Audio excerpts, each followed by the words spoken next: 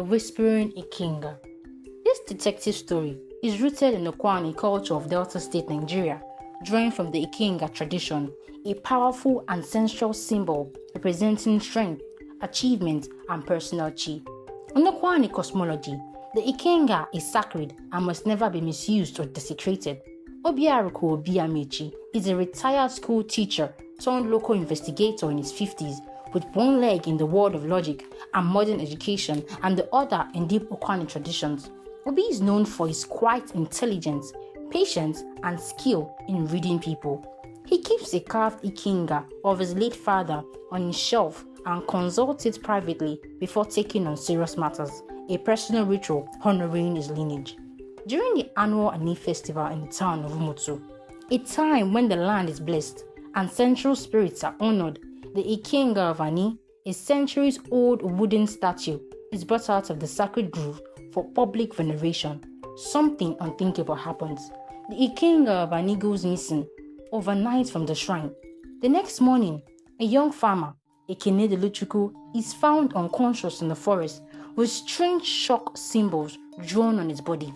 Insibidi, the sacred script believed to have magical meanings. Villagers begin whispering that Ikenga has been cursed for touching the Ikenga unlawfully. The town descends into panic. The elders are angry. The Ani priest, Ogboifi Adigwe, calls for a spiritual cleansing. Odobi Amechi, ever the skeptic of first assumptions, is called in by the town chief to find out what really happened. Obi begins at the shrine. He notices something odd. The footprints near the shrine are not those of a barefoot villager, but modern rubber-soled shoes.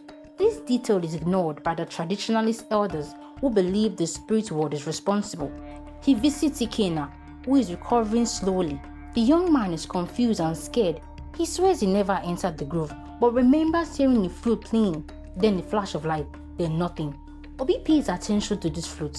He recalls a folktale of Ugo the fluist, a trickster who led men astray with magical music. Though dismayed by the elders as children's tales, Obi suspects someone may be using this belief to stage a supernatural event.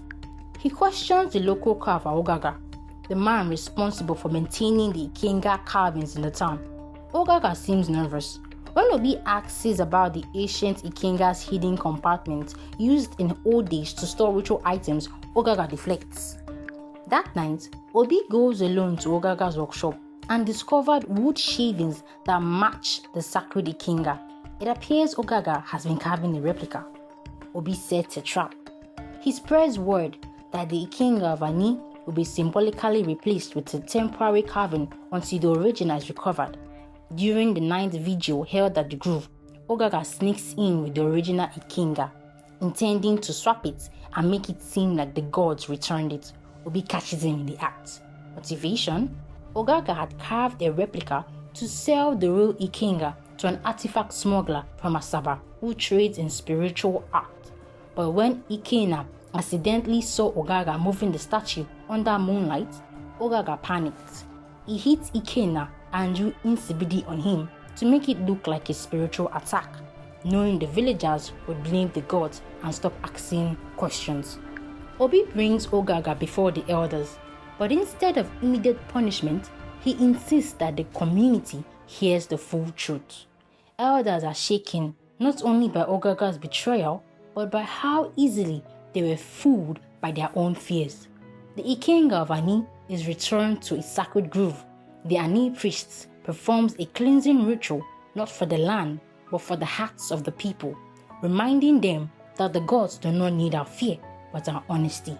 Ikenga recovers, and the flute is never heard again. As Obi walks home under the moonlight, he pauses before his father's Ikenga, bows gently and says, "We must guard not just the land, but the truth, even when it whispers."